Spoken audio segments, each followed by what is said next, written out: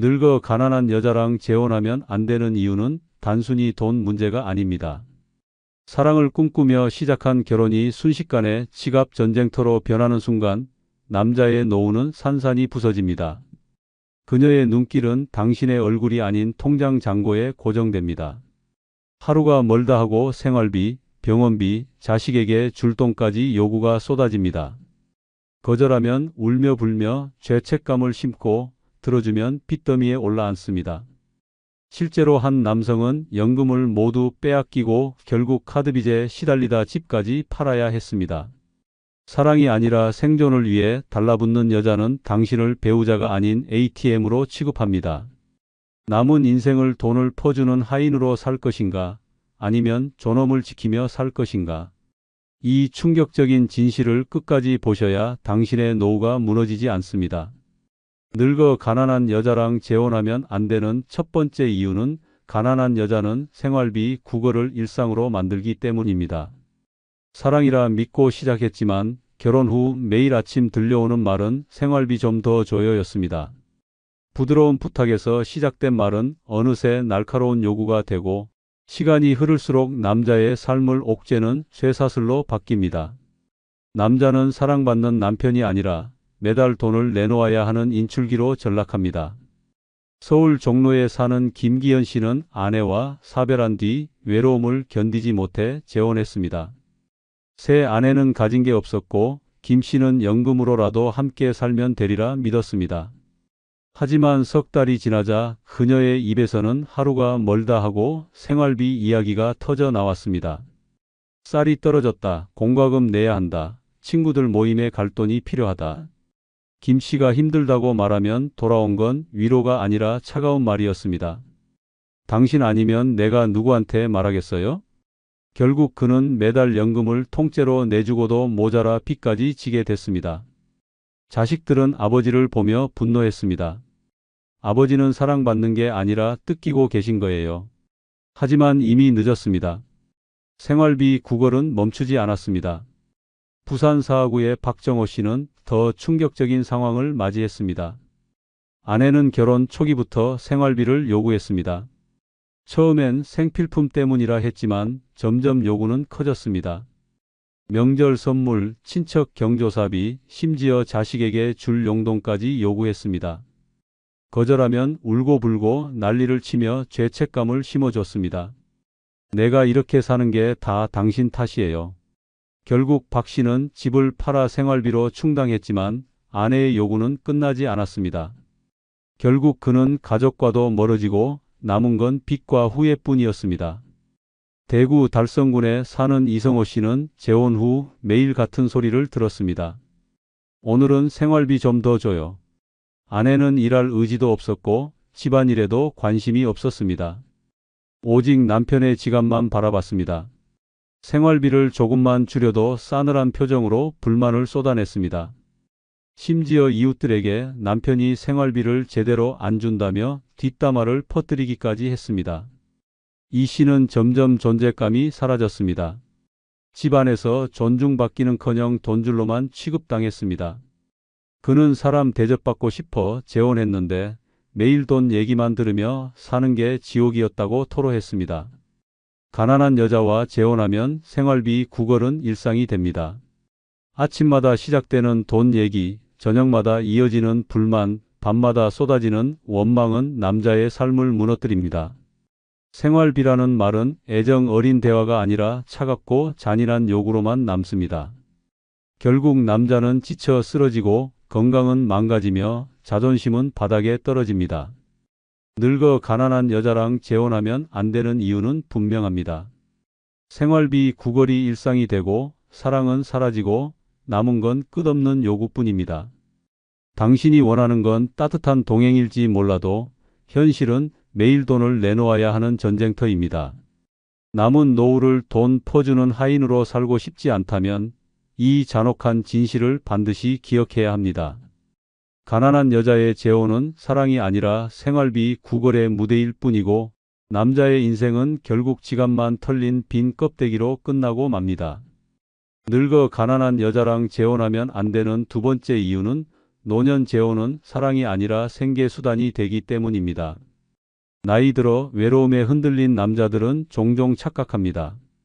여전히 자신을 사랑해 줄 여자가 있을 거라 믿습니다. 하지만 가난한 여자의 눈에 비친 남자는 연인이 아니라 생활비를 책임져 줄 수단일 뿐입니다. 결혼식장에서 함께 하자던 그 미소는 시간이 지나면 냉정한 계산으로 바뀌고 사랑의 언어 대신 이번 달 생활비 언제 줄 거냐는 말만 남습니다. 결국 남자는 배우자가 아닌 은행 지점장이 되고 노년의 삶은 파괴됩니다.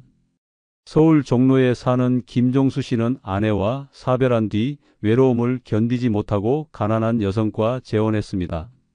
처음엔 따뜻했습니다. 그러나 석 달이 지나자 상황이 돌변했습니다.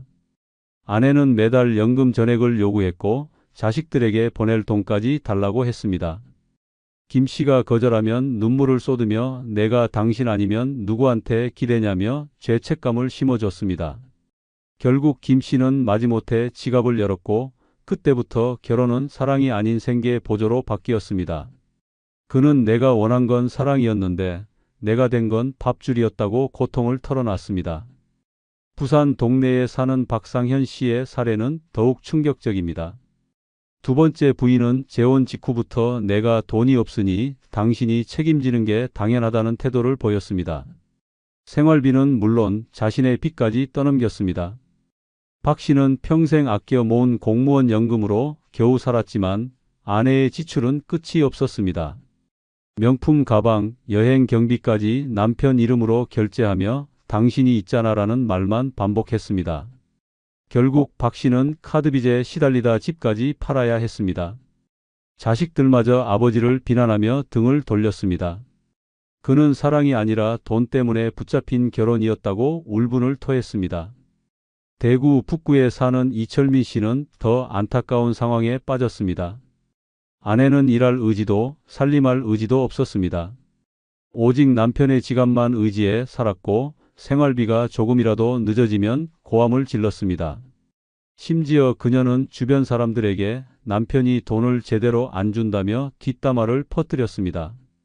결국 이 씨는 동네에서 인색한 노인으로 소문까지 났습니다. 경제적 부담은 물론 사회적 모욕까지 떠안은 것입니다. 이처럼 가난한 여자가 노년 재혼을 선택하는 이유는 사랑이 아닙니다. 생계를 해결하기 위한 수단입니다. 그녀들에게 재혼은 연금과 집, 그리고 남자의 마지막 노후 자금을 끌어올 기회일 뿐입니다. 문제는 남자들이 이 사실을 너무 늦게 깨닫는다는 것입니다. 사랑받을 줄 알고 들어간 결혼 생활이 사실은 지갑을 털리는 악몽이었다는 걸 알았을 때 이미 노후는 돌이킬 수 없게 망가져 있습니다. 늙어 가난한 여자랑 재혼하면 안 되는 이유는 분명합니다. 그녀는 사랑을 주러 오는 게 아니라 생존을 위해 남자의 인생을 갉아먹으러 옵니다. 노년의 재혼이 행복이 될 거라는 착각은 당신의 통장을 바닥내고 자존심을 짓밟으며 결국 홀로 눈물 흘리게 만듭니다. 사랑이 아닌 생계 수단이 되어버린 재혼은 남은 인생을 무덤으로 끌고 가는 덫일 뿐입니다. 늙어 가난한 여자랑 재혼하면 안 되는 세 번째 이유는 자식들은 아버지가 속았다고 욕하기 때문입니다.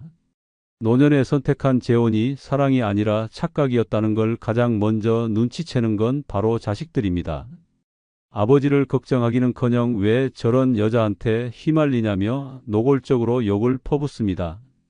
자식의 눈에는 아버지가 사랑이 아닌 함정에 빠져 돈과 인생을 빼앗기는 어리석은 노인으로만 보입니다. 결국 자식과의 관계까지 무너지고 남은 노후는 가족과 갈라져 외롭고 비참해집니다. 서울 강북에 사는 김태수 씨는 아내와 사별한 후 혼자가 싫어 가난한 여성과 재혼했습니다. 처음엔 아버지가 행복하길 바란 자식들도 축하해 줬습니다. 그러나 몇 달 지나지 않아 상황은 달라졌습니다. 새 아내가 매달 연금을 통째로 가져가고 생활비와 병원비까지 모두 요구했습니다. 자식들은 점점 불안해졌고 결국 어느 날 폭발했습니다. 아버지, 도대체 왜 속으셨어요? 저 여자는 사랑이 아니라 돈 때문에 붙은 겁니다. 김 씨는 충격을 받았지만 이미 늦었습니다. 통장은 텅 비고 자식의 눈에는 더 이상 존경받는 아버지가 아닌 속아 넘어간 노인으로만 남았습니다. 부산 해운대에 사는 박영호 씨의 사례는 더 비극적입니다. 두 번째 부인은 가진 것이 하나도 없었습니다. 연금으로 생활을 책임져야 했고 심지어 자기 빚까지 남편에게 떠넘겼습니다. 자식들은 처음부터 반대했습니다. 하지만 아버지는 사랑이라는 말에 눈이 멀어 듣지 않았습니다. 결국 집안은 파탄 났습니다. 딸은 눈물로 외쳤습니다. 아버지는 사랑이 아니라 사기에 걸린 거예요. 왜 그렇게 어리석으세요? 그날 이후 자식들은 연락조차 끊었습니다. 박 씨는 사랑을 얻기는커녕 가족을 잃고 외롭게 남았습니다. 대구 수성구의 이종혁 씨는 재혼 후 자식들에게 더 큰 모욕을 당했습니다.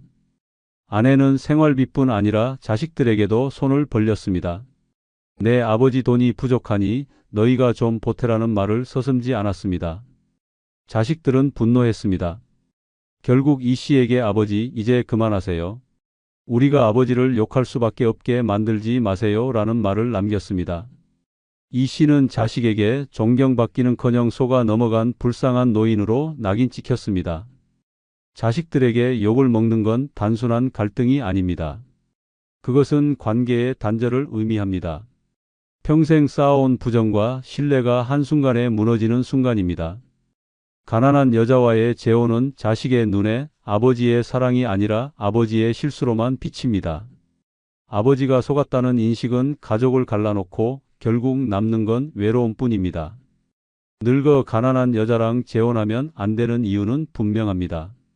사랑이라 믿었던 선택은 자식들에게는 어리석은 사기로 비칠 뿐입니다.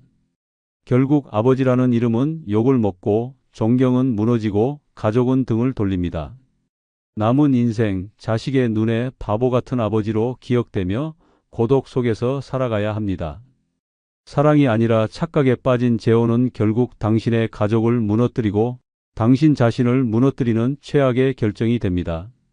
늙어 가난한 여자랑 재혼하면 안 되는 네 번째 이유는 남자는 결국 지갑만 남고 사람은 사라지기 때문입니다.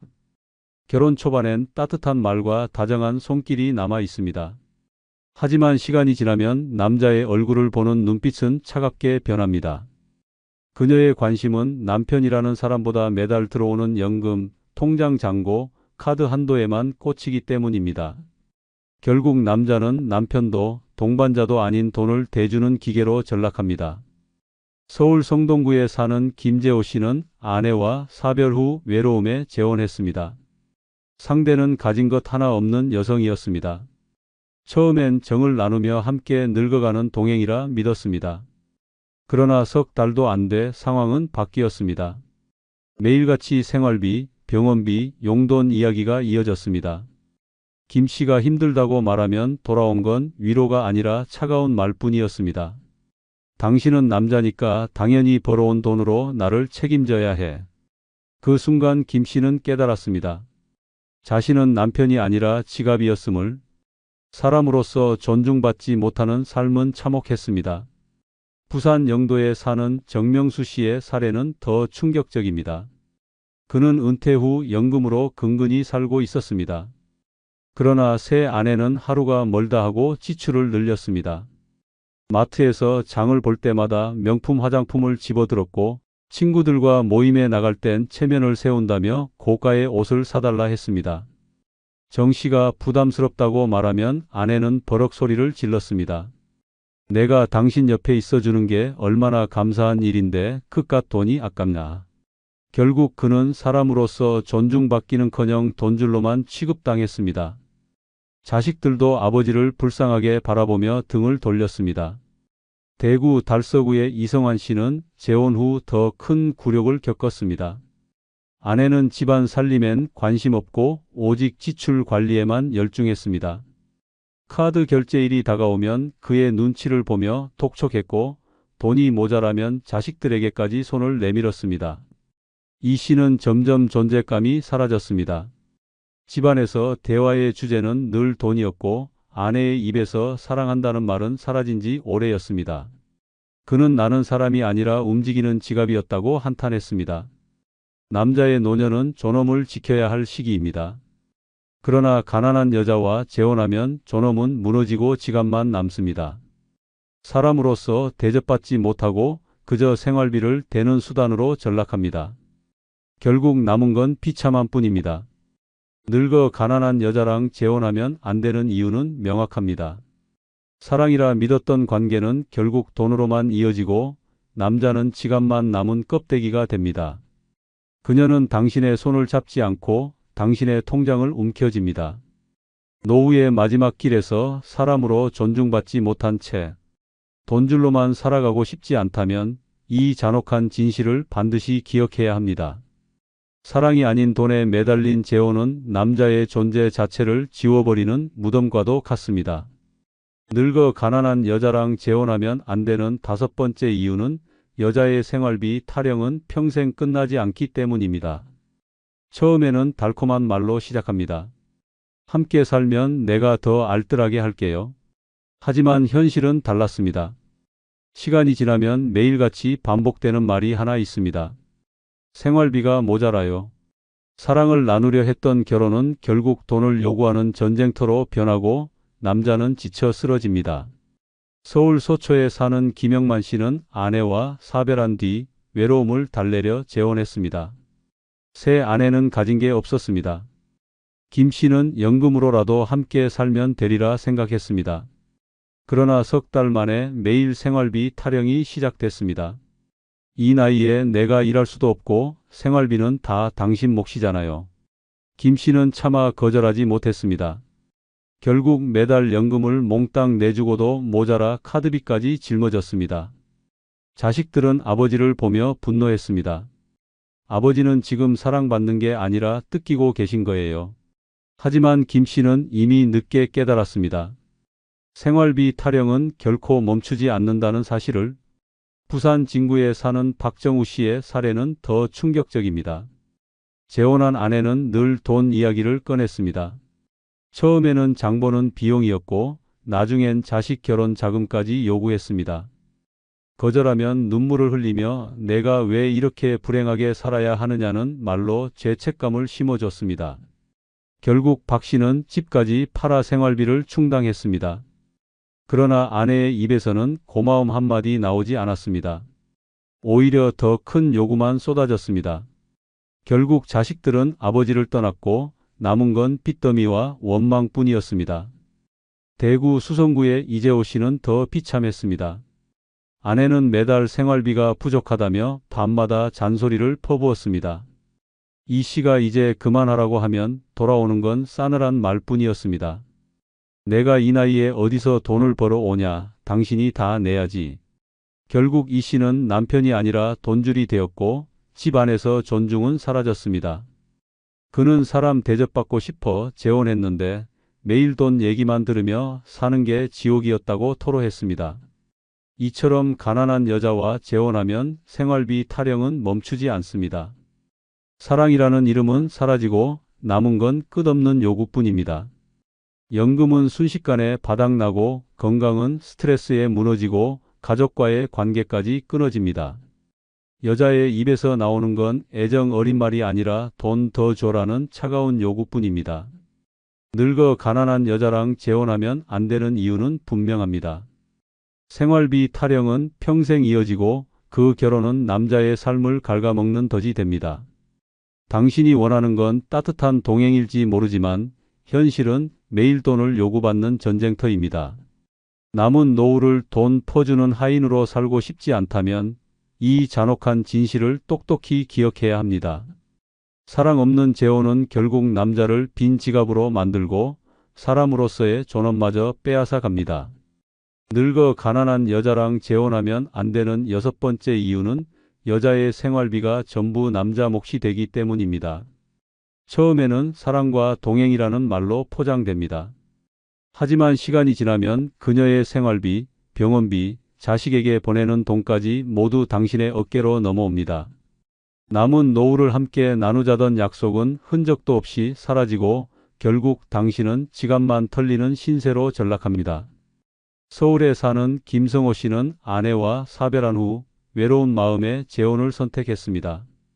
상대 여성은 가진 것이 거의 없었고 매달 생활비는 고스란히 성호 씨의 연금에서 빠져나갔습니다. 처음엔 괜찮다 여겼지만 점점 요구는 늘어났습니다. 전기세, 가스비, 휴대폰 요금까지 전부 성호 씨가 부담해야 했습니다. 급기야 그녀는 여자 혼자 살 때는 이렇게까지 안 힘들었는데 당신이 있으니 당연히 생활비는 다 내줘야 한다고 말했습니다. 성호 씨는 그때 깨달았습니다. 자신이 사랑받는 게 아니라 돈줄로 취급당하고 있음을. 결국 그의 통장은 바닥났고 자식들까지 왜 그렇게 무모한 재혼을 했냐며 등을 돌렸습니다. 부산에 사는 정문규 씨의 사례는 더 비극적이었습니다. 그는 두 번째 부인과 살며 행복을 꿈꿨습니다. 그러나 한 달이 채 지나기도 전에 아내는 집안장을 모두 남편 돈으로 채우기 시작했습니다. 내 연금은 적으니 당신이 당연히 내야 한다는 말에 반박조차 못했습니다. 남편의 통장에서 빠져나가는 돈은 눈덩이처럼 불어나더니 몇 년 지나지 않아 빚까지 생겼습니다. 더 충격적인 건 아내가 몰래 사치품을 구입하고 친구들에게 체면을 세우기 위해 남편 명의 카드를 마구 사용했다는 사실이었습니다. 정 씨는 내가 사랑한 건 아내가 아니라 아내의 끝없는 지출이었다고 눈물로 고백했습니다. 대구의 이현수 씨는 재혼 후 더 가혹한 현실을 맞이했습니다. 아내는 일할 의지가 전혀 없었고 하루 종일 TV를 보거나 동네 친구와 수다를 떨 뿐이었습니다. 그러나 생활비는 당연히 남편 몫이었습니다. 심지어 그녀는 자식들에게까지 손을 벌리면서 당신 아버지가 다 내줄 수 있는데 왜 내가 돈을 써야 하느냐는 식으로 큰 소리를 쳤습니다. 이 씨는 결국 건강까지 무너졌습니다. 경제적 부담에 스트레스가 겹치면서 고혈압과 당뇨가 심해졌고 병원비까지 늘어났습니다. 돈도 건강도 자존심도 한꺼번에 잃은 것입니다. 남자의 노후는 단순한 여유 자금이 아닙니다. 평생 일에 모아둔 마지막 생명줄입니다. 그런데 가난한 여자와 재혼하면 그 생명줄이 순식간에 끊어집니다. 그녀의 생활비가 곧 남자의 의무가 되기 때문입니다. 사랑한다는 말은 공허한 울림일 뿐 결국 남는 건 지출과 빚 그리고 고통뿐입니다. 노년의 재혼을 고민하는 남자라면 반드시 이 진실을 직시해야 합니다. 생활비라는 덫에 걸린 순간 당신의 인생은 통장과 함께 고갈될 뿐입니다. 사랑이 아니라 생존을 위해 남자를 붙잡는 여자에게 노후를 맡긴다면 기다리는 건 파괴된 삶뿐입니다. 사랑은 다시 해도 괜찮다는 말, 노년에만큼은 거짓입니다. 늙어 죽어도 재혼하면 안 되는 이유는 인생의 마지막 평화를 스스로 깨뜨리는 일이기 때문입니다. 외로움을 달래려 시작한 그 한 번의 선택이 자식과의 관계를 갈라놓고 재산을 잃게 만들며 인생의 마지막 풍경마저 무너뜨립니다. 처음엔 따뜻한 동반자였던 사람이 어느 날 은행 통장과 유산 문제로 당신의 적이 됩니다. 사랑보다 계산이 앞서고 이해보다 요구가 많아지는 순간부터 재혼은 전쟁이 됩니다. 늙은 나이에 다시 맞는 사랑은 축복이 아니라 함정입니다. 지금 이 영상을 끝까지 보지 않으면 그 함정이 얼마나 잔인한 결말을 가져오는지 모른 채 똑같은 비극을 반복하게 될 것입니다. 구독, 좋아요, 알림 설정 꾹 눌러주시고 주변의 소중한 분들에게 많은 영상 공유 부탁드립니다. 늙어 죽어도 재혼하면 안 되는 첫 번째 이유는 결혼보다 간병이 먼저 시작되기 때문입니다. 사랑보다 병수발이 먼저 오고 설렘보다 약통이 먼저 채워지는 게 노년의 재혼 현실입니다. 누가 나를 챙겨줄까 싶어 선택한 그 재혼이 정작 당신을 간병인으로 만들어버리는 함정이 됩니다. 경기도 광명에 사는 김정호 씨는 72세에 재혼했습니다. 혼자 사는 게 외로워 결혼정보회사를 통해 만난 68세 여성과 새 출발을 했습니다. 그러나 2달 만에 여성이 허리 통증을 호소하기 시작했습니다. 병원에선 척추협착증, 퇴행성관절염 진단이 나왔습니다. 그날부터 김정호 씨의 하루는 지옥이 됐습니다. 새벽엔 찜질팩을 덮어주고 낮엔 병원으로 휠체어를 밀어야 했습니다.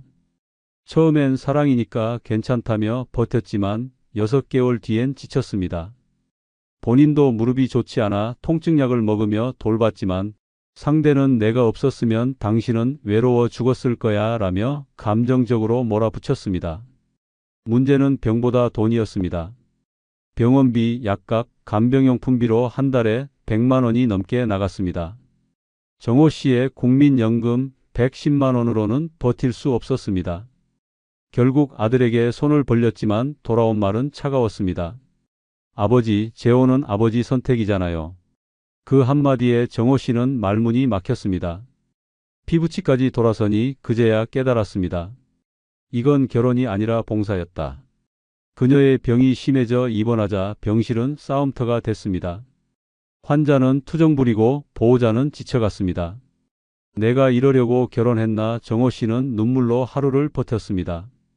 결국 1년 만에 파혼을 요구했지만 상대는 이 나이에 또 혼자 못 산다며 매달렸습니다. 결국 이혼이 아닌 별거로 끝났습니다.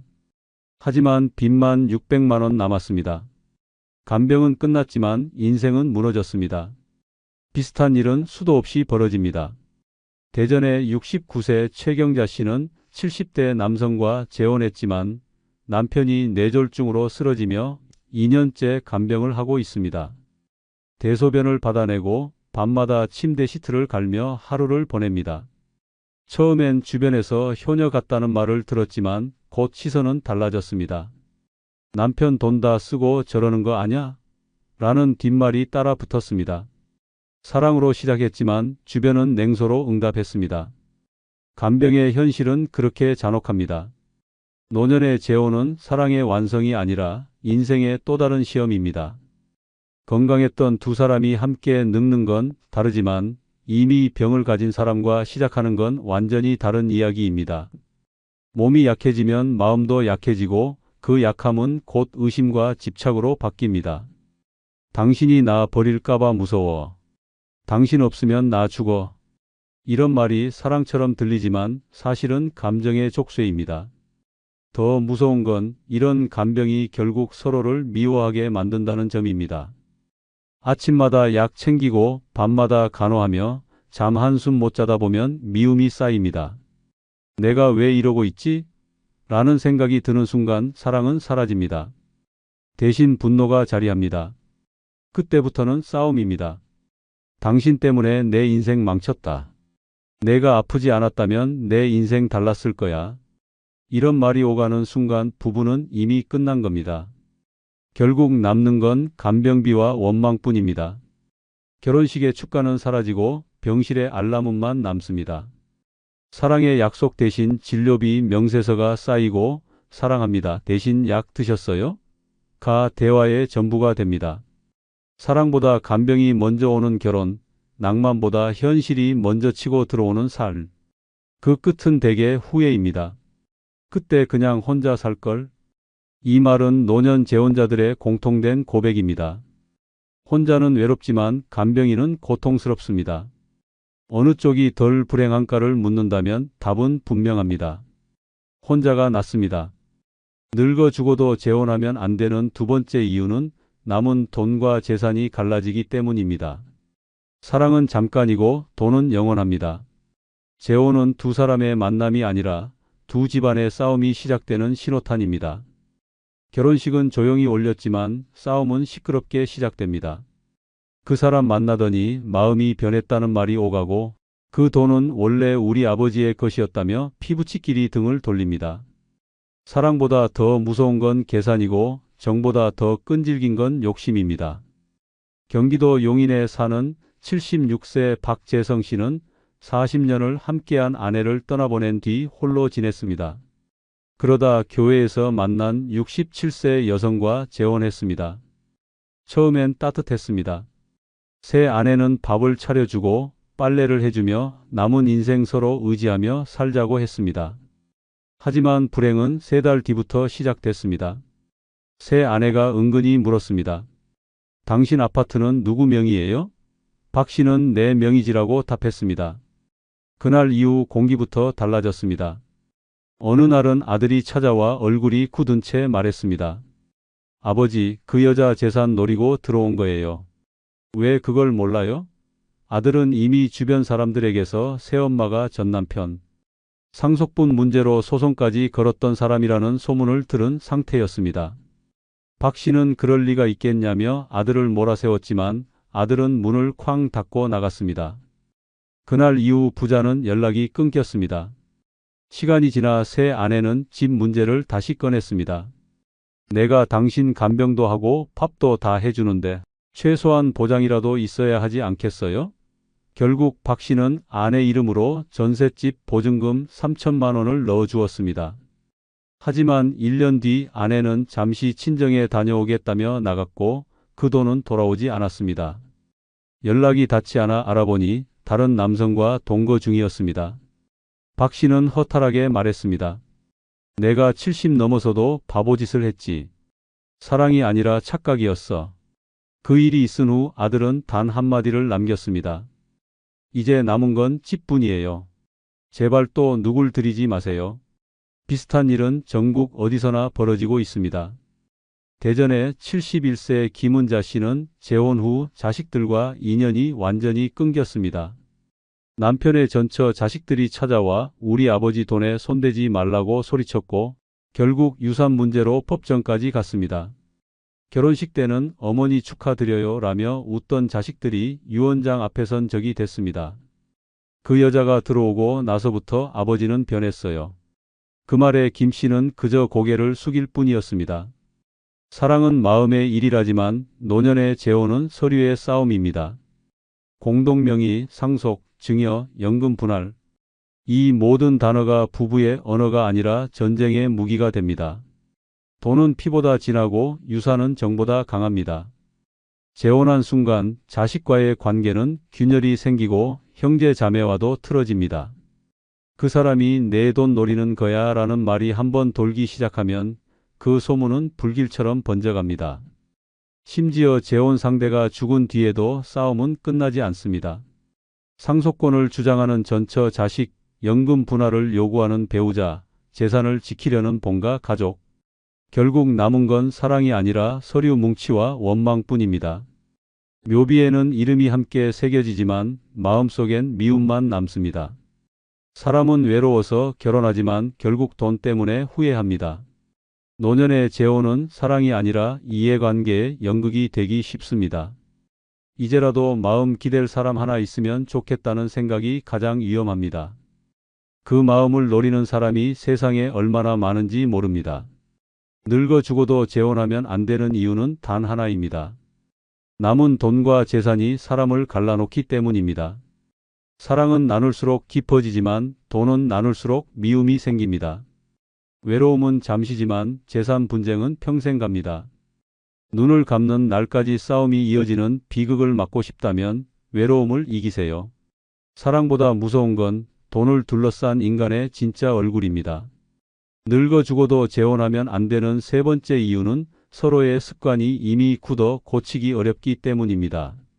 젊을 땐 다투어도 금세 풀립니다. 서로 바뀔 수 있으니까요. 하지만 노년의 재혼은 다릅니다. 이미 평생을 자기 방식으로 살아온 두 사람이 이제 와서 하나로 맞추겠다는 건 환상입니다. 밥 먹는 습관부터 TV 채널, 수면 시간, 화장실 사용하는 순서까지 사소한 것이 전쟁의 불씨가 됩니다. 서로의 방식이 너무 다르고 그 다름을 틀림으로 여기며 하루가 싸움으로 시작해 싸움으로 끝납니다.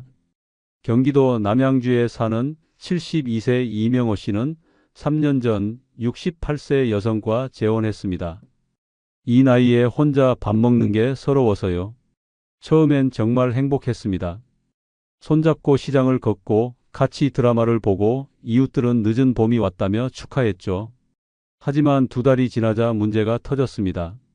새 아내는 하루 3번 집안을 닦아야 직성이 풀렸고 이 씨는 먼지쯤은 그냥 지나쳤습니다. 그 나이에 그렇게까지 청소를 해야 돼? 한마디 던진 순간 얼굴이 굳었습니다. 당신은 평생 그렇게 게으르게 살아왔어? 싸움은 폭발했습니다. 그날 이후 대화는 줄고 대신 문 닫는 소리만 커졌습니다. 아들은 아버지 그냥 혼자 사시지 왜 그랬어요? 라며 한숨을 쉬었습니다.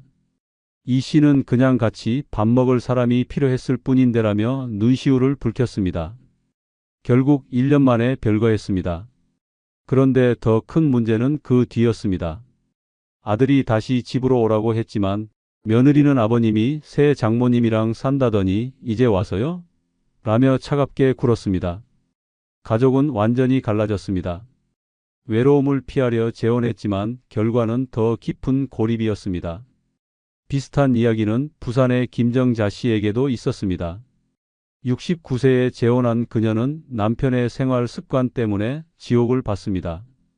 남편은 매일 새벽 5시에 일어나 라디오를 틀었고 김 씨는 아침 9시까지 자야 겨우 버틸 수 있었습니다. 라디오 좀 줄여줘요. 내 집에서 내가 듣겠다는데 왜 그래? 결국 각방을 쓰게 됐습니다. 하지만 어느 날 김 씨의 아들이 찾아와 말했습니다. 엄마, 새아버지 때문에 집에 오기도 싫어요.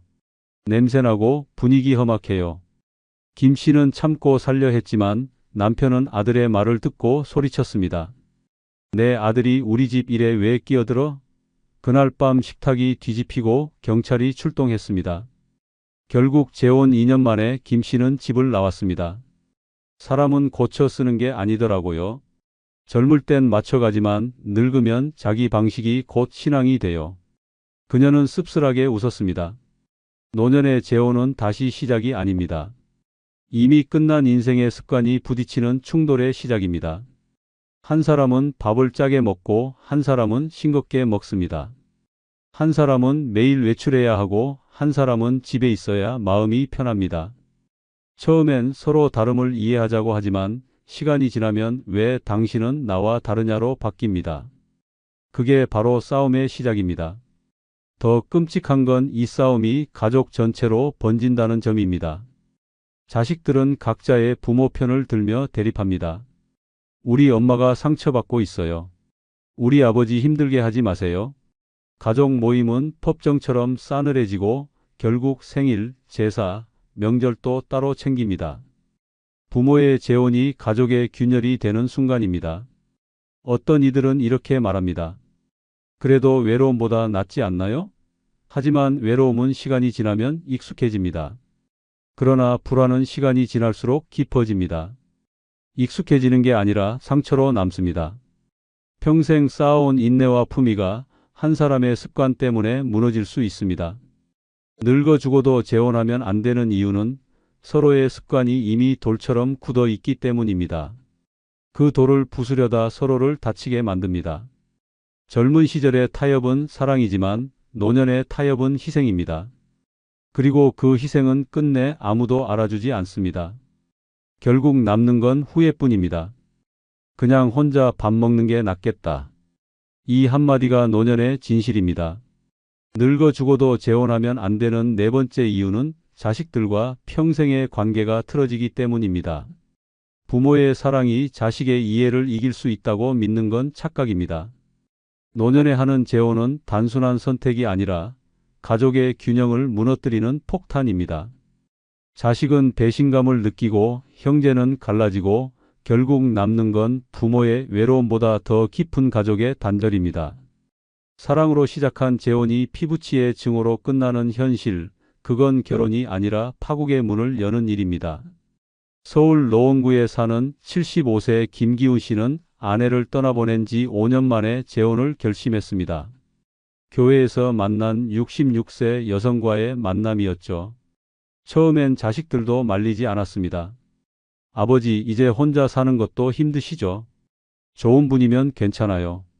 그렇게 시작된 재혼은 반년 만에 지옥이 되었습니다. 문제는 아버지의 집이었습니다. 결혼 후 새 아내가 이 집 너무 낡았네요. 제 이름으로 새 집 전세라도 얻어요라고 말하면서 갈등이 시작됐습니다. 그 말을 들은 큰아들은 얼굴이 하얗게 질렸습니다. 아버지, 설마 집을 넘겨주실 생각은 아니죠? 김 씨는 그냥 같이 살 집을 마련하는 거야 라고 둘러댔지만 이미 가족의 균열은 시작됐습니다. 며느리는 시댁 방문을 끊었고 손주는 더 이상 집에 오지 않았습니다. 그러던 어느 날 큰아들은 새어머니와 심하게 다투다 경찰이 출동했습니다. 우리 엄마 자리에 당신이 어떻게 들어옵니까? 새어머니는 울며 소리쳤습니다. 내가 그 집 자리 뺏은 거 아니야. 너희 아버지가 원했어. 그날 밤 김 씨는 경찰서에서 두 사람을 번갈아 보며 울었습니다. 내가 왜 이 나이에 이런 꼴을 봐야 하나? 하지만 진짜 파국은 그 후였습니다. 김 씨가 재혼 후 병원에 입원했을 때 자식들은 단 한 명도 병문안을 오지 않았습니다. 병실에는 새아내 혼자였습니다. 내가 지금이라도 나가면 애들이 돌아올까? 김 씨가 중얼대자 새아내는 담담히 말했습니다. 이미 늦었어요. 자식은 부모의 사랑보다 자존심이 먼저예요. 그 말이 칼처럼 박혔습니다. 비슷한 이야기는 부산의 70세 정인숙 씨에게도 있었습니다. 남편과 사별한 후 10년 만에 재혼했지만 그 선택은 딸과의 관계를 영영 끊어놓았습니다. 딸은 결혼식에도 오지 않았고 엄마는 이제 우리 가족 아니에요 라는 메시지만 남겼습니다. 몇 달 후 딸이 손주 돌잔치 사진을 올렸지만 거기엔 정 씨의 자리가 없었습니다. 댓글 하나 달고 싶었지만 손이 떨렸습니다. 내가 낳은 자식인데 왜 내가 외인이 돼야 하지? 정 씨는 그날 이후 휴대폰을 꺼버렸습니다. 노년의 재혼은 단순히 두 사람의 문제가 아닙니다. 그것은 가족 전체의 감정 지형을 바꾸는 폭발력 있는 사건입니다. 자식에게 부모는 가정의 중심입니다. 그런데 그 중심이 흔들리면 자식들은 자신이 버림받았다고 느낍니다. 아버지는 우리보다 그 여자에게 마음을 줬다. 엄마는 우리를 두고 낯선 사람을 택했다.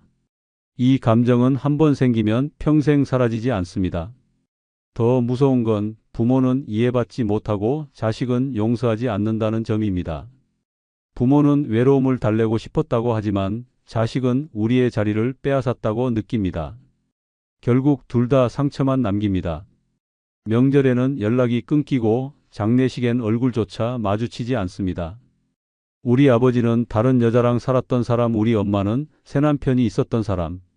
그 말이 자식 입에서 평생 지워지지 않습니다. 노년에 재혼을 하면 자식들이 돌아설 수밖에 없습니다. 사랑을 나누려던 선택이 결국 피부치를 적으로 만듭니다. 그 어떤 사랑도 자식의 마음을 잃는 대가로는 너무 비쌉니다. 늙어 죽어도 재혼하면 안 되는 이유는 자식들과의 관계가 한번 틀어지면 다시는 돌아오지 않기 때문입니다. 재산은 다시 모을 수 있어도 마음은 다시 붙들 수 없습니다. 자식의 원망은 세월이 지날수록 굳어지고 결국 부모의 이름은 배신자로 남습니다. 늙어 죽어도 재혼하면 안 되는 다섯 번째 이유는 상대의 과거 빚까지 떠안게 되기 때문입니다. 사랑이라고 믿었던 그 결혼이 알고 보면 빚의 올감이었습니다. 결혼식 날 함께 찍은 사진 속 미소는 곧 사라지고 대신 톡촉장과 카드 고지서가 찾아옵니다.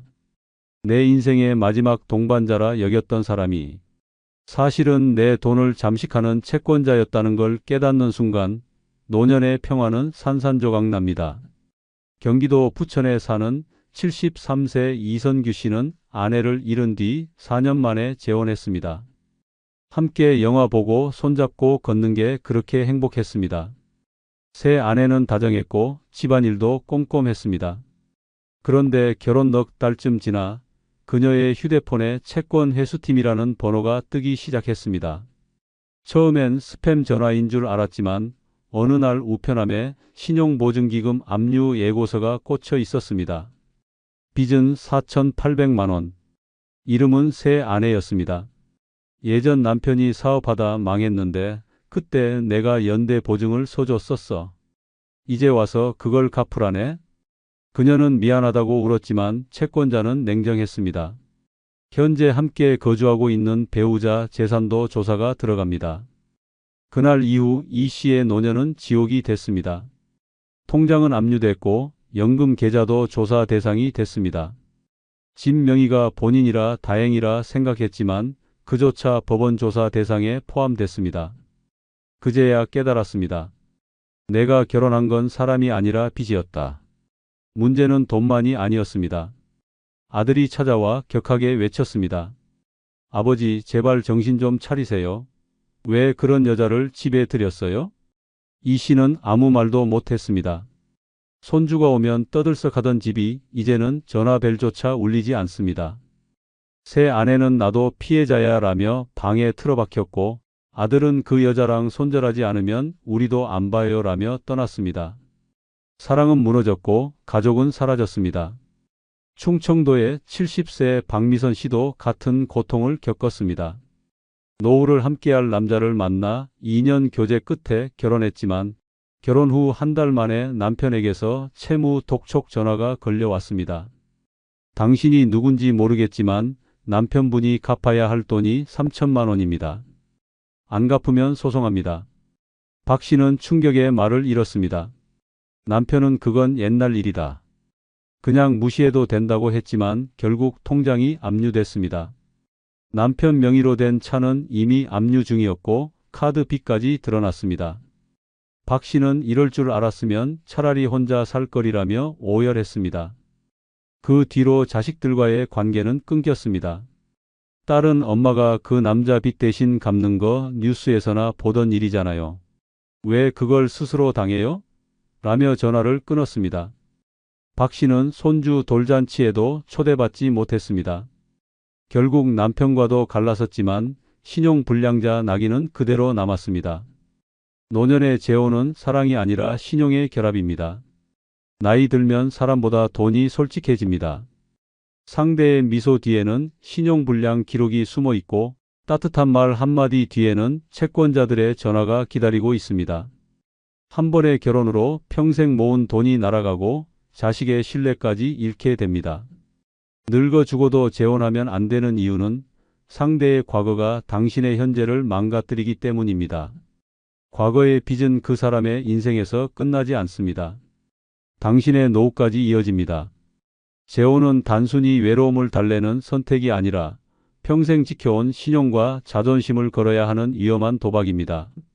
사랑은 마음으로 하지만 결혼은 서류로 이어집니다. 그리고 그 서류 한 장이 당신의 인생을 송두리째 바꿉니다. 외로움은 견딜 수 있지만 채무 독촉은 견딜 수 없습니다. 노년에 필요한 건 사랑이 아니라 평온입니다. 당신의 이름 옆에 채무자라는 낙인이 찍히지 않길 바랍니다. 엄마, 이제 나이도 있는데 좀 쉬세요. 쉬긴 뭘 쉬어. 아직 내 손으로 밥 해 먹을 수 있어. 그래도 외롭잖아요. 혼자 있으면 불안해요. 이 대화가 낯설지 않다면 당신은 이미 세상의 편견과 싸워온 사람입니다. 70세가 넘으면 모두가 약해졌다고 생각합니다. 그러나 진짜 강한 사람은 돈이나 권력이 아니라 스스로의 삶을 지켜낸 사람입니다. 자식에게 손 벌리지 않고 누구에게도 기대지 않으며 여전히 자신만의 일상을 꾸려가는 사람. 그런 사람이야말로 진짜 인생을 잘 살아온 사람입니다. 나이 들어 외로움보다 무서운 건 내가 나를 포기하는 순간입니다. 오늘 이야기할 5가지 징표는 그 포기를 끝까지 거부한 사람들에게만 주어지는 인생의 훈장입니다. 구독, 좋아요, 알림 설정 누르시면 시작하겠습니다. 아울러 주변의 소중한 분들에게 많은 공유 부탁드립니다. 첫 번째, 70세 넘어 혼자 밥 먹어도 외롭지 않다면 잘 살아오신 겁니다. 젓가락을 들 때 옆자리가 비어 있어도 마음이 허전하지 않다면 그것은 외로움이 아니라 단단한 평화입니다. 밥상 앞에서 울지 않고 조용히 반찬을 집어 먹을 수 있다면 이미 당신은 인생의 마지막 시험을 통과한 사람입니다. 부산 해운대에 사는 74세 장정임 씨는 매일 저녁 혼자 밥을 차립니다. 밥 한 공기, 된장찌개 한 냄비, 멸치볶음 조금. 밥상은 소박하지만 늘 단정합니다. 10년 전 남편을 먼저 떠나보내고 자식들은 모두 서울로 떠났습니다. 처음엔 숟가락을 들 때마다 눈물이 흘렀습니다. 식탁 맞은편 빈 의자만 봐도 가슴이 쿡쿡 쑤셨습니다. 밥 한 숟갈이 목에 걸려 삼키지도 못하고 찬 밥을 버리며 혼잣말을 했습니다. 이게 무슨 인생이냐? 그렇게 몇 해를 보냈습니다. 그러던 어느 날 장정임 씨는 문득 깨달았습니다. 아무리 울어도 돌아오는 사람은 없다는 것을. 남편의 밥그릇을 치우고 식탁의 의자를 하나로 줄였습니다.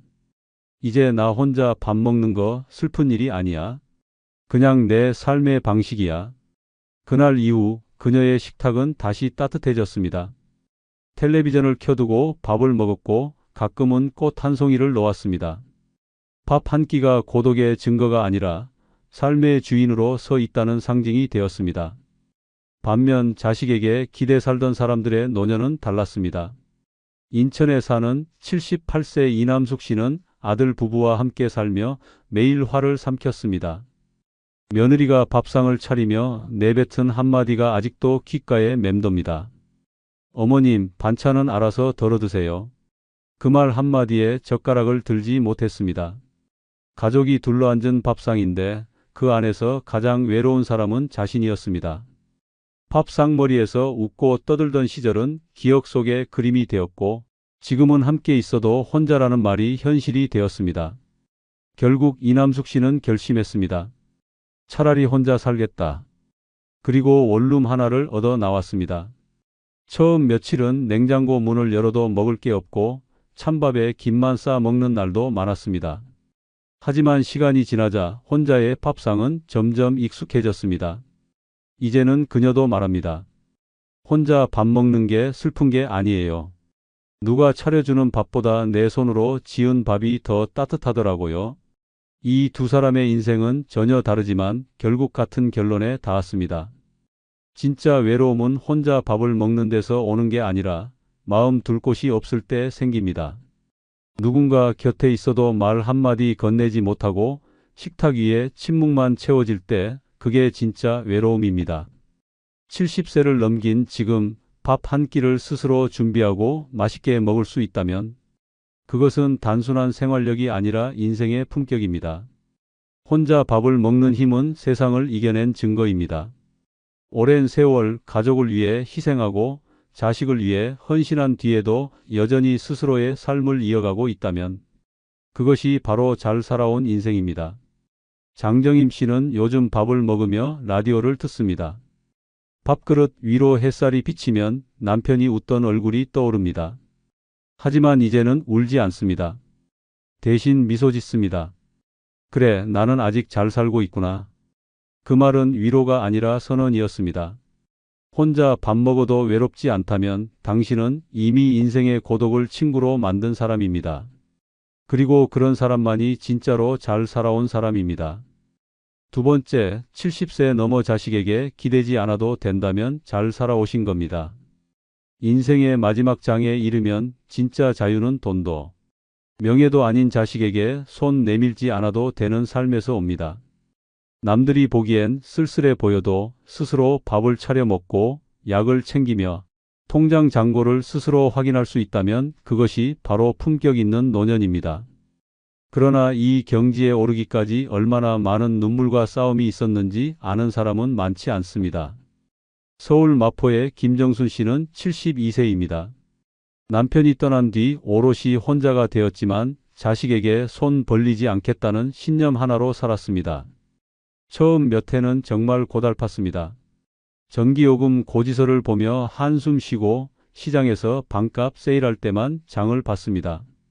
아들은 엄마, 그냥 우리 집으로 들어와요 라며 여러 번 권했지만 김정순 씨는 단호히 거절했습니다.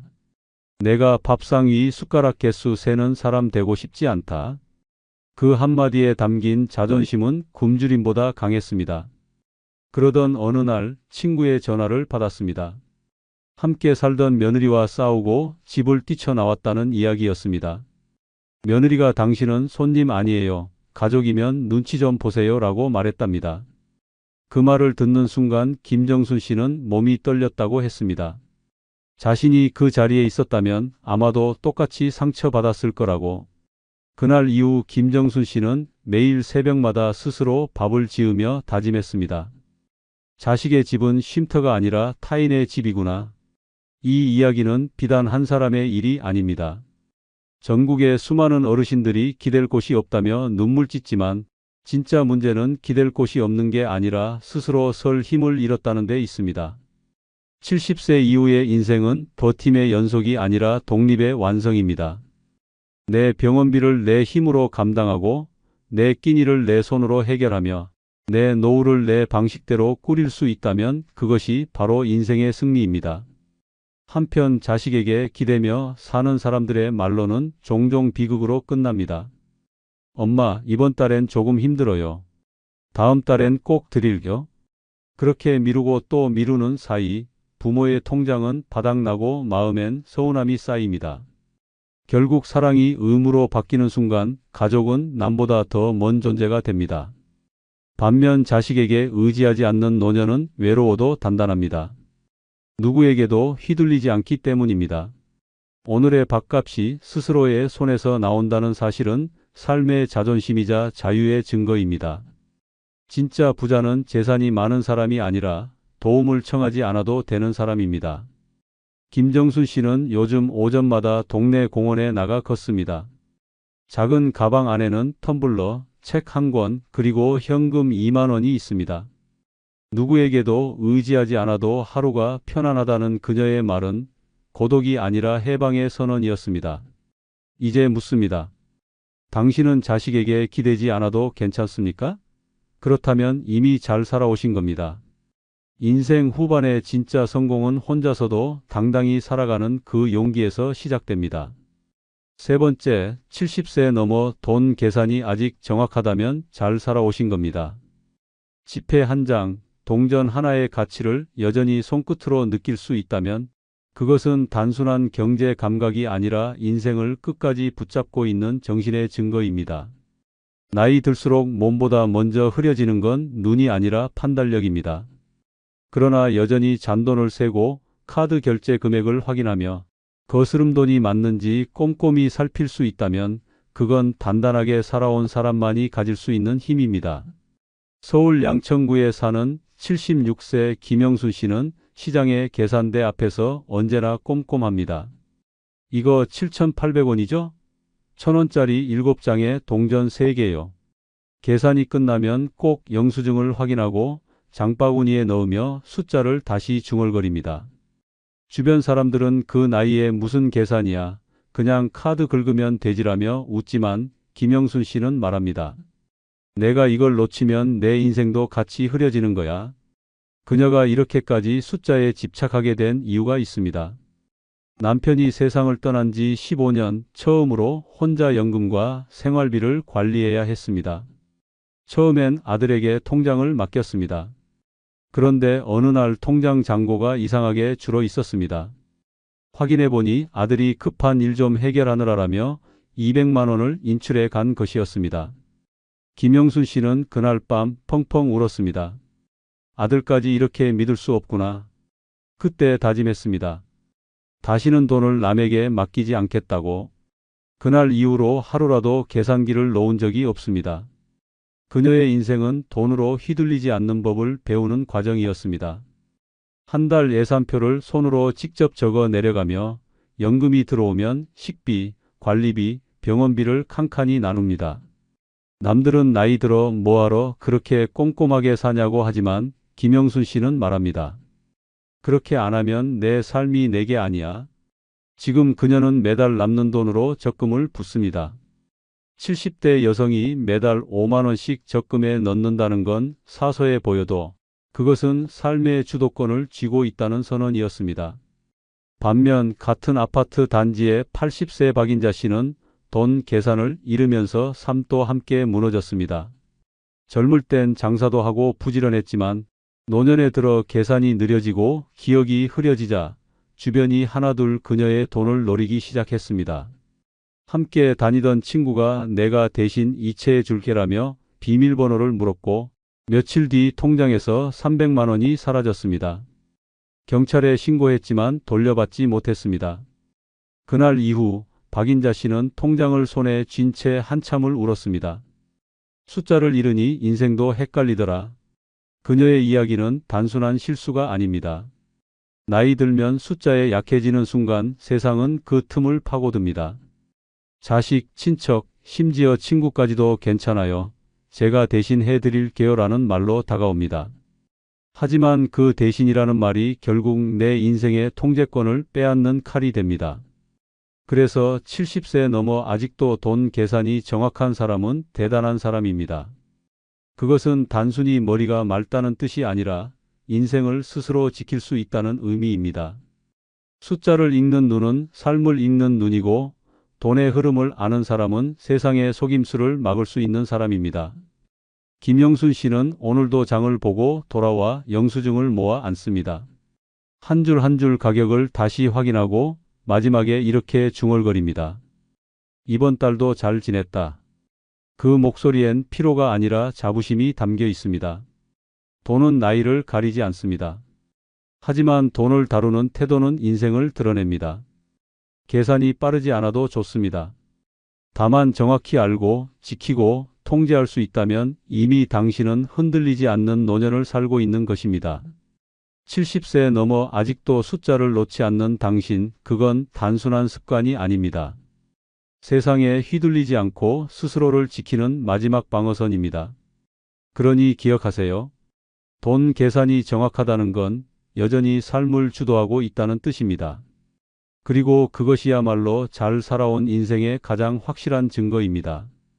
네 번째, 70세 넘어 지난 일을 후회하지 않는다면 잘 살아오신 겁니다. 세상의 가장 잔인한 고문은 남이 주는 고통이 아니라 스스로 되풀이하는 그때, 그 말, 그 선택, 그 후회입니다.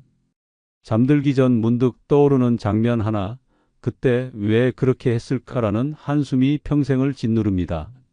하지만 그 무거운 기억 앞에서도 그래, 그게 내 몫이었다라고 말할 수 있다면 당신은 이미 인생의 고통을 이겨낸 사람입니다.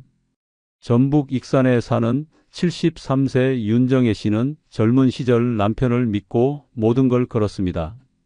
공장을 같이 운영하던 남편이 보증을 잘못 써서 하루아침에 모든 걸 잃었습니다. 집도 차도 가게도 사라졌습니다. 빚쟁이들이 문을 두드릴 때마다 남편은 술로 도망쳤고 윤정혜 씨는 시장에서 김밥을 팔며 하루를 버텼습니다.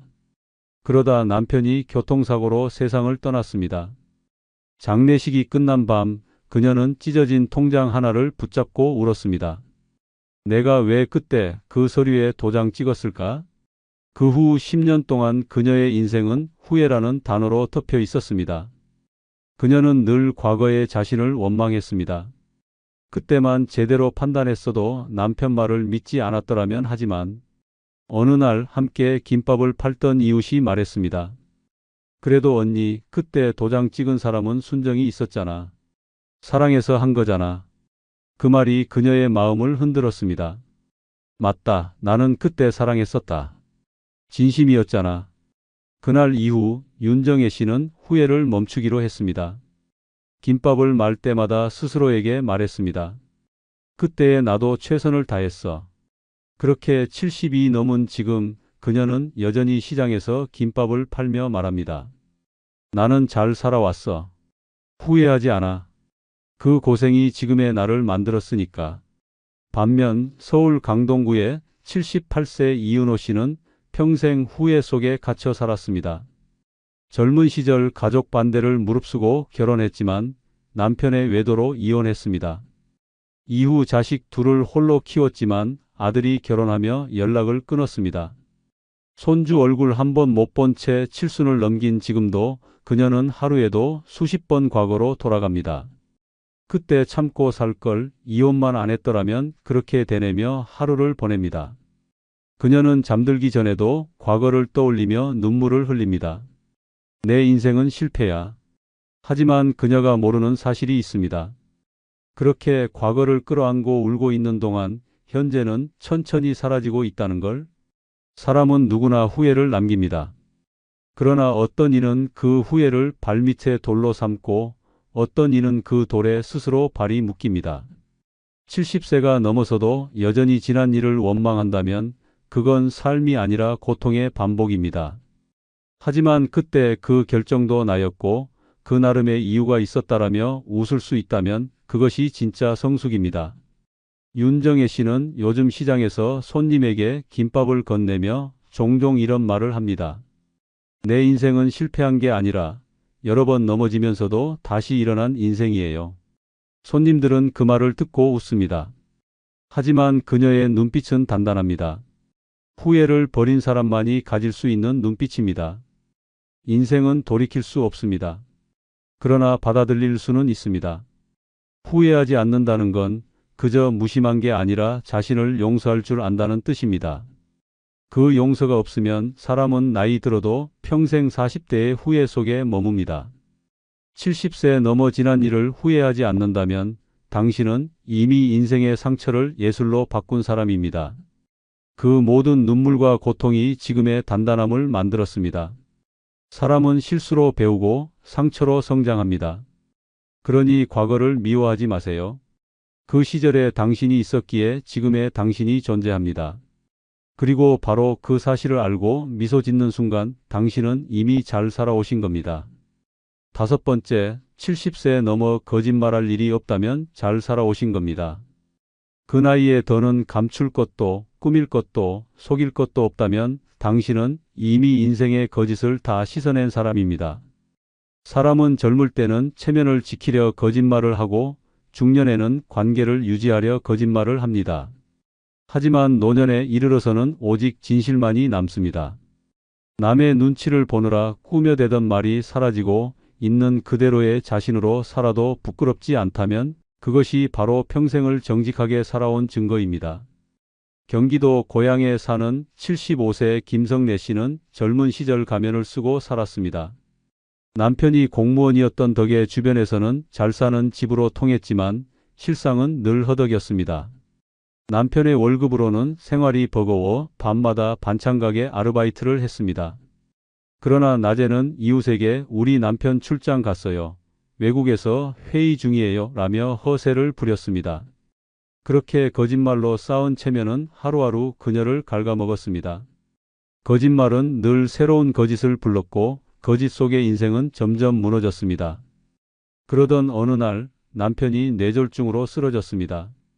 병원비와 약값이 눈덩이처럼 불어났지만 김성래 씨는 여전히 괜찮아요. 우리는 여유 있어요 라는 말을 반복했습니다. 하지만 어느 밤 집에 돌아와 냉장고 문을 열었을 때 안에 남은 건 물 한 병뿐이었습니다. 그날 그녀는 거울 앞에서 스스로에게 물었습니다. 나는 왜 이렇게까지 거짓말을 해야 했을까? 그날 이후 그녀는 가면을 벗었습니다. 더 이상 부끄러워하지 않았습니다. 동네 마트에서 계산대 일을 하며 있는 그대로의 삶을 살기 시작했습니다.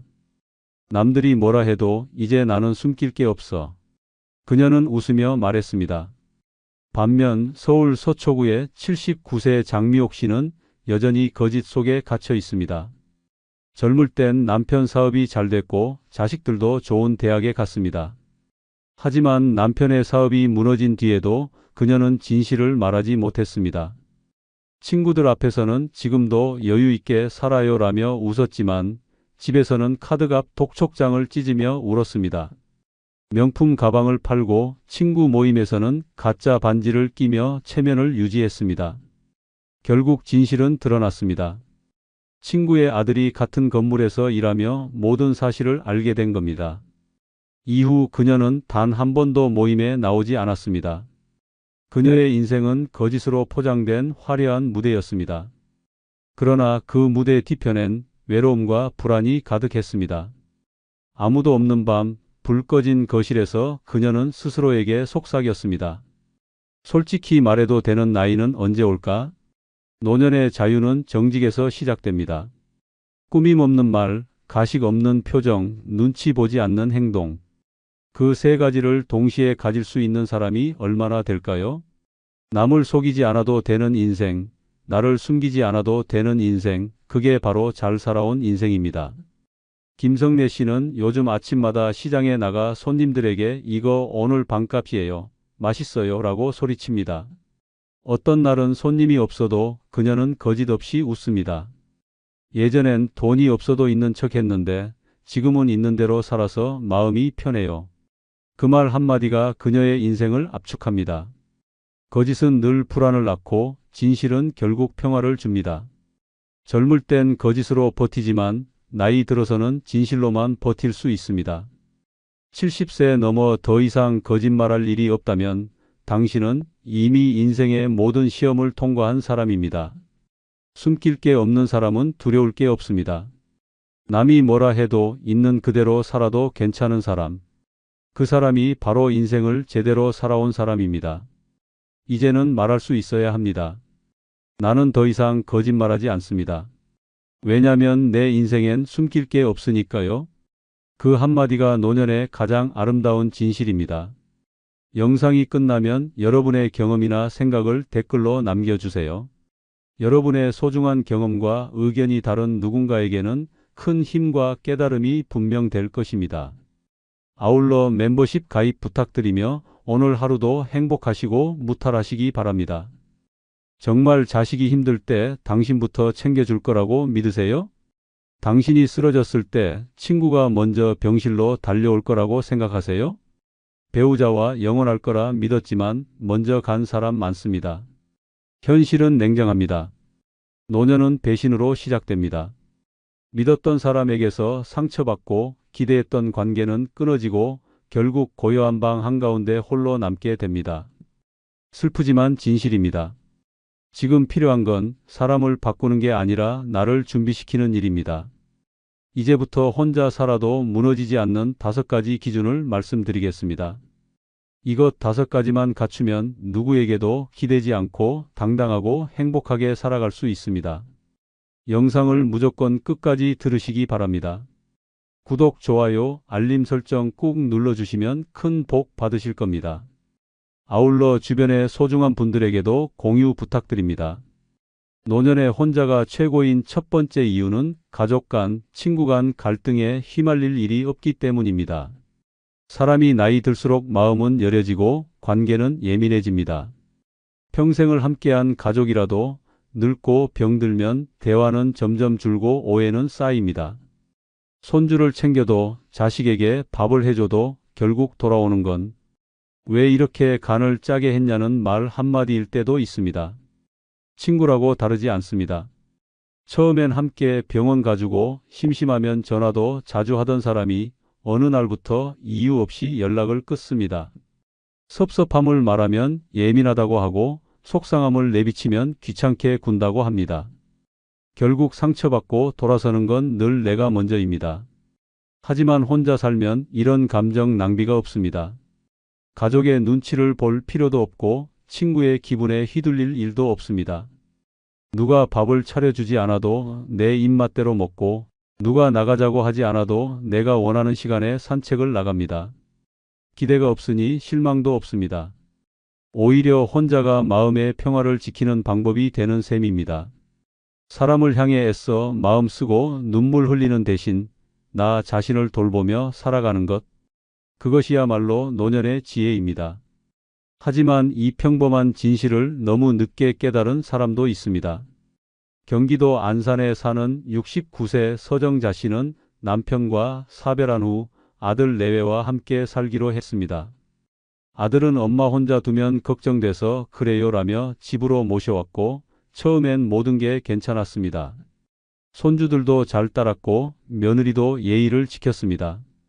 문제는 시간이 흐르며 서서히 시작됐습니다. 서 씨가 손주 저녁밥을 챙기지 못한 날 며느리의 표정이 싸늘해졌습니다. 말은 없었지만 분위기로 알 수 있었습니다. 어느 날은 TV를 보며 한숨을 쉬었을 뿐인데 아들이 짜증 섞인 목소리로 말했습니다. 엄마, 제발 좀 예민하게 굴지 마. 서 씨는 말없이 방으로 들어가 울었습니다. 서운하다는 말을 할 수도 없었습니다. 그렇게 6개월이 흘렀고 서 씨는 어느 날 밤 조용히 짐을 쌌습니다.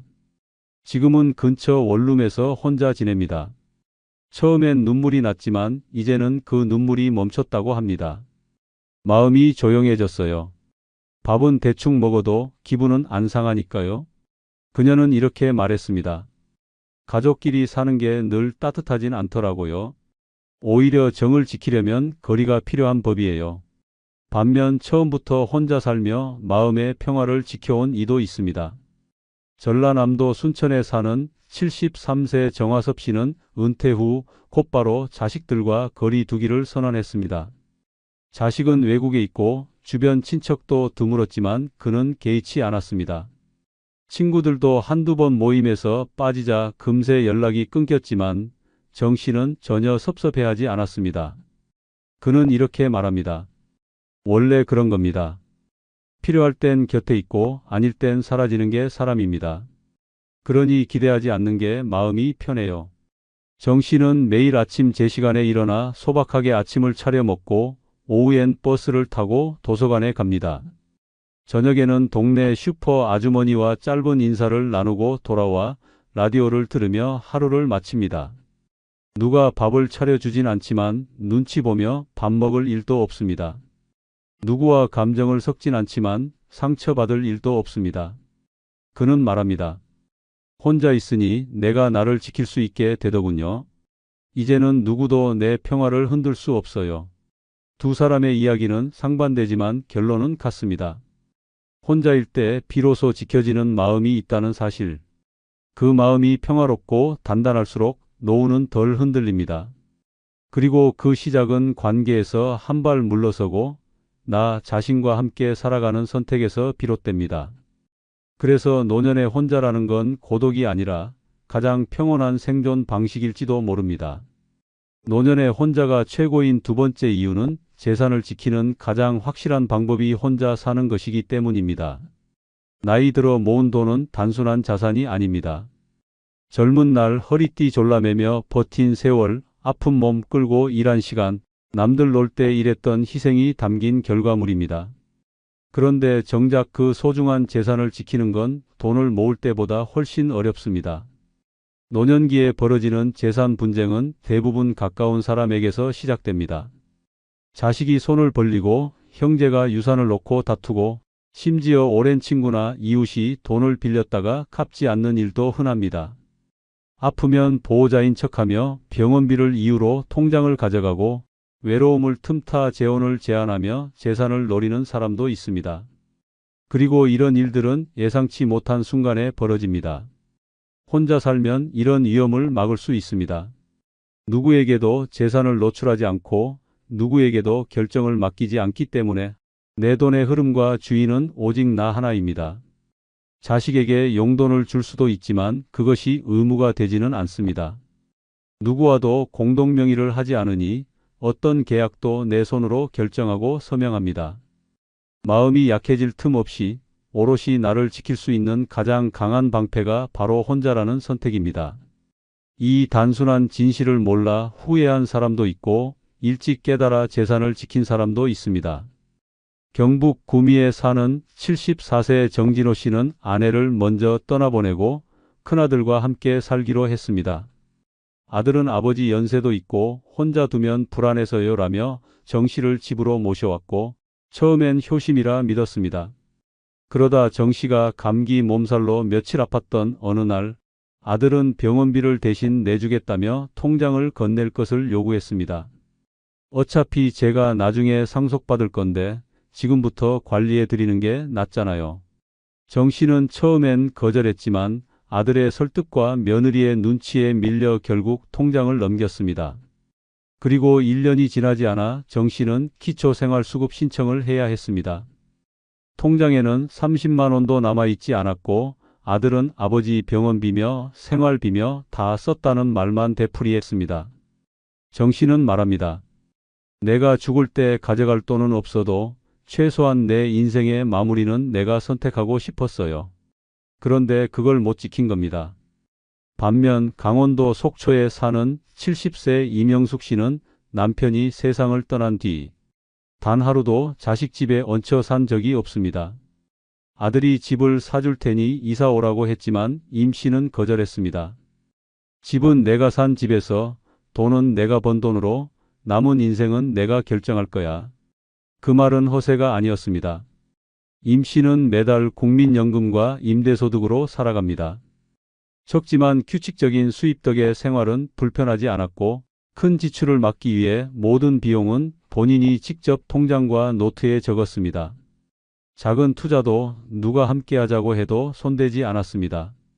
주변 친구들 몇몇은 자식에게 보증 섰다가 재산을 날렸지만 임 씨는 그런 일에 단 한 번도 휘말리지 않았습니다. 그녀는 말합니다. 자식도 믿고 싶죠. 하지만 내 돈이 없으면 결국 내가 내 인생에서 밀려나는 겁니다. 혼자 살면요. 나만 알고 나만 쓰니까 안전해요. 외롭다는 말보다 무서운 건 돈 잃고 마음까지 잃는 거예요. 정진호 씨는 통장을 잃고 자유를 잃었습니다. 이명숙 씨는 혼자였기에 돈도 자존심도 지킬 수 있었습니다. 노년의 재산은 단순한 숫자가 아닙니다. 내 권리이고 내 자존심이며 내 마지막 결정권입니다. 그 소중한 것을 지킬 수 있는 가장 강력한 선택은 누군가에게 기대지 않는 삶, 바로 혼자인 삶입니다. 노년의 혼자가 최고인 세 번째 이유는 만나고 싶은 사람만 골라서 만날 수 있기 때문입니다. 늙는다는 건 관계가 줄어드는 것이 아니라 불필요한 관계를 덜어내는 과정입니다. 예전에는 직장 때문에, 자식 때문에, 사돈 때문에 어쩔 수 없이 만나야 했던 사람들도 있습니다. 좋아하지 않아도 웃어야 했고 듣기 싫은 말에도 고개를 끄덕여야 했습니다. 그런데 노년에는 다릅니다. 혼자 살면 누굴 만날지부터 내가 선택할 수 있습니다. 보고 싶지 않으면 안 보면 됩니다. 혼자 사는 가장 큰 자유는 바로 이 인간관계의 선택권입니다. 억지로 약속을 잡지 않아도 되고 매번 술자리에 끌려가지 않아도 됩니다. 보고 싶은 친구가 있으면 여유 있는 시간에 천천히 만나면 됩니다. 부담도 없고 눈치도 없습니다. 연락을 끊어도 미안할 이유가 없습니다. 싫은 사람에게 나는 좀 쉬고 싶다고 말할 용기도 생깁니다. 이처럼 관계의 다이어트는 마음의 평화를 가져옵니다. 그리고 그 자유는 혼자 살 때 비로소 완성됩니다. 누가 옆에 있다는 이유로 피곤한 모임에 나갈 필요도, 누군가와 함께 살기 때문에 그 사람의 인간관계에 끌려다닐 필요도 없습니다. 함께 사는 사람 하나만 늘어나도 관계는 배가 되고 피로는 몇 배가 됩니다. 혼자 살면 그런 소모가 없습니다. 이 진실을 늦게 깨닫고 후회한 사람도 있고 일찍 깨달아 인생을 바꾼 사람도 있습니다. 서울 마포구에 사는 75세 김선혜 씨는 남편과 50년 가까이 함께 살았습니다. 처음에는 사랑으로 시작된 결혼이었지만 노년에 접어들면서 갈등이 커졌습니다. 가장 힘들었던 건 남편의 인간관계였습니다. 남편은 정년퇴직 후에도 모임을 즐겨 다녔고 그때마다 김 씨는 따라다녀야 했습니다. 낯선 사람들과 어색한 술자리, 끝도 없는 수다, 불편한 웃음. 김 씨는 수십 번 난 좀 쉬고 싶다고 말했지만 남편은 사람들한테 인사라도 해야지라며 이해하지 못했습니다. 결국 김 씨는 점점 말을 줄이고 방에 혼자 머무는 시간이 길어졌습니다. 그런데도 남편은 본인 친구들의 이름을 매번 꺼내며 이번엔 누구 부부 만날 거니까 같이 나가자고 했습니다. 김 씨는 말합니다. 그 사람들이 싫었던 게 아니라 그 자리가 나에게 필요 없었던 거예요. 그런데 계속 끌려다녔죠. 남편이 건강 악화로 병원에 입원하면서 김 씨는 처음으로 자유를 느꼈습니다. 의도치 않은 혼자가 된 거였지만 오히려 그때부터 외출이 즐거워졌습니다. 보고 싶은 사람만 만나고 듣고 싶은 이야기만 들을 수 있게 되었기 때문입니다. 반면 충남 서산에 사는 71세 이남규 씨는 일찍부터 사람은 골라 만나야 한다는 신념으로 살아왔습니다. 은퇴 후 재혼 권유도 있었고 함께 살자는 친구의 제안도 있었지만 그는 단호히 거절했습니다. 대신 소수의 친구들과만 관계를 이어갔습니다. 그는 매주 수요일 동네 도서관 앞 벤치에서 40년 지기 친구 한 명과 커피를 마십니다. 둘은 정치 얘기도 안 하고 가족 얘기도 거의 안 합니다. 대신 노년의 외로움, 건강, 그리고 재미없는 드라마에 대한 불평 같은 현실적인 이야기를 나눕니다. 이남규 씨는 말합니다. 사람 많은 자리에 가면 피곤해요. 괜히 내 얘기 들려주고 남 얘기 들어줘야 하잖아요. 지금은 나랑 코드 맞는 사람만 봅니다. 딱 그게 좋습니다. 그는 혼자 사는 삶을 고요한 호수라고 표현합니다.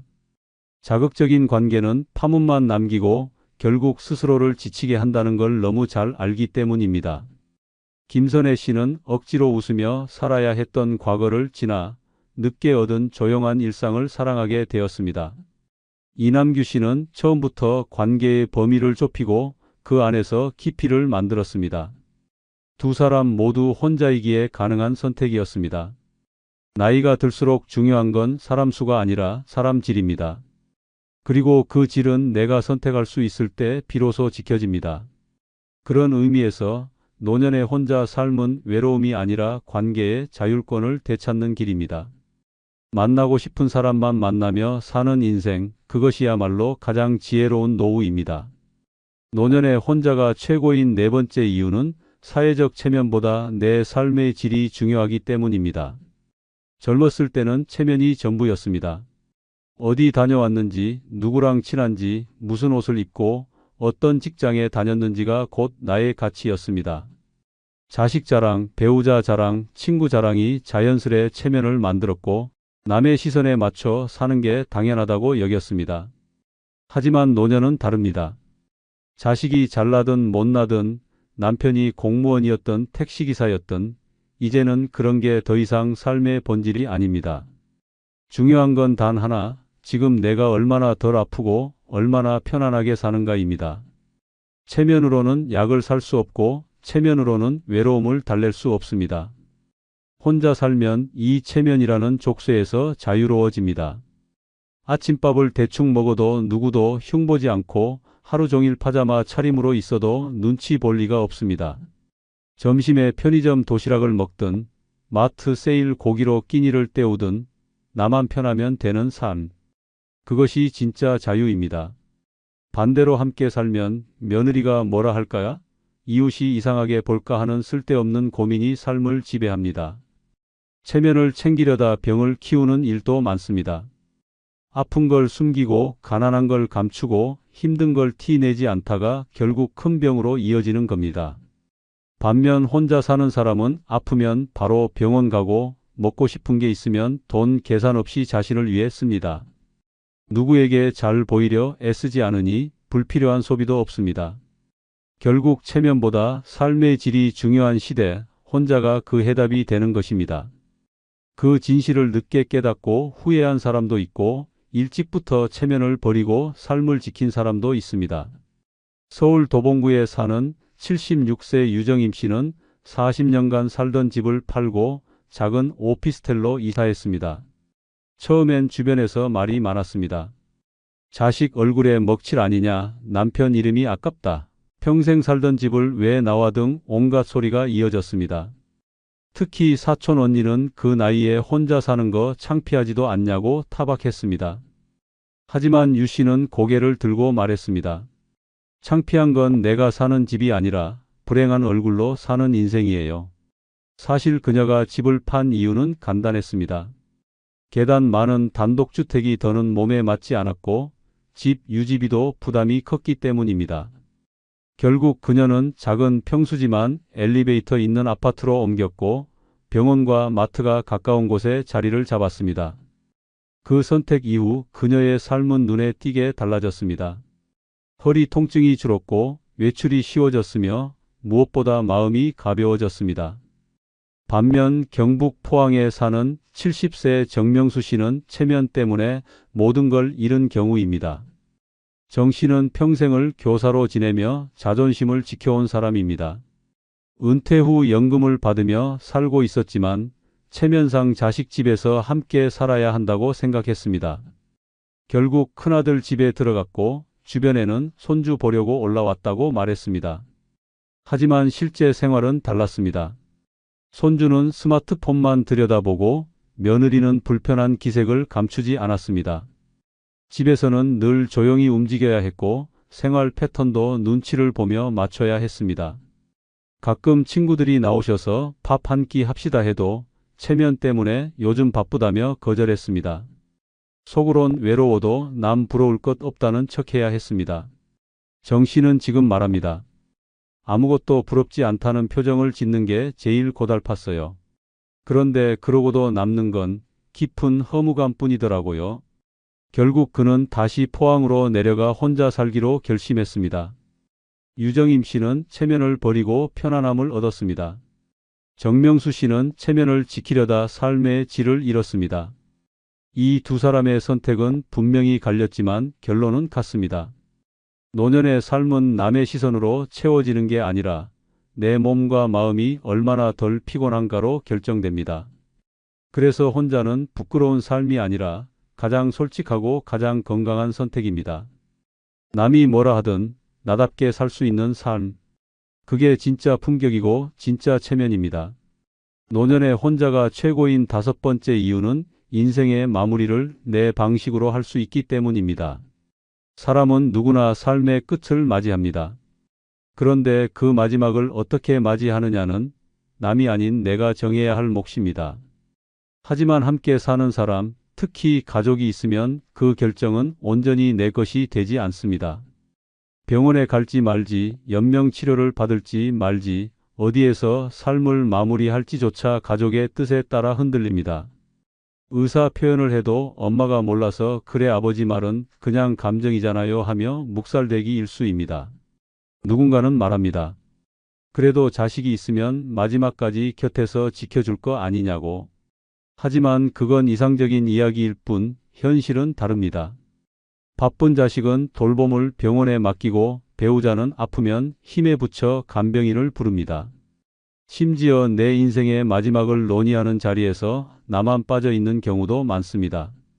그렇게 내 삶은 타인의 판단으로 정리되고 맙니다. 그러나 혼자 사는 사람은 다릅니다. 어디에서 살고 어디에서 죽을지 어떤 모습으로 떠날지를 스스로 선택할 수 있습니다. 요양병원 대신 자택을 고를 수도 있고 연명치료 대신 평온한 자연사를 택할 수도 있습니다.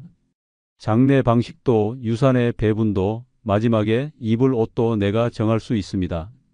누군가의 눈치가 아닌 내 뜻대로. 이런 자유는 오직 혼자일 때만 가능한 특권입니다. 삶의 마무리란 누가 대신해 주는 게 아니라 내가 준비하고 내가 선택해야 하는 순간입니다. 그리고 그 결정을 지키기 위해 필요한 건 혼자라는 독립입니다. 서울 종로구에 사는 79세 한은숙 씨는 10년 전부터 내 죽음을 내 손으로 준비하겠다며 소위 웰다잉 노트를 작성해 왔습니다. 어떤 치료는 거부하겠다는 문서부터 장례식 대신 친구 셋이 모여 식사를 하며 기억해 달라는 메모까지. 그녀는 자식에게 재산을 남기지 않았고 오히려 소규모 시민단체에 일정 금액을 기부하겠다고 유언장에 명시했습니다. 처음엔 주변 사람들이 말렸습니다. 자식들이 서운해하지 않겠냐, 이기적이라는 말 들을 수 있다, 너무 쓸쓸하지 않냐는 말도 들었습니다. 하지만 그녀는 흔들리지 않았습니다. 나는 평생 남에게 맞춰 살았어요. 마지막만큼은 나답게 살고 싶어요. 그녀는 매일 아침 스스로 밥을 차려 먹고 일주일에 2번 동네 도서관에서 자원봉사를 합니다. 몸이 아프면 병원 예약도 본인이 직접 합니다. 그녀는 말합니다. 죽음을 준비한다고 슬픈 게 아니라 오히려 지금 더 충만하게 살게 됐어요.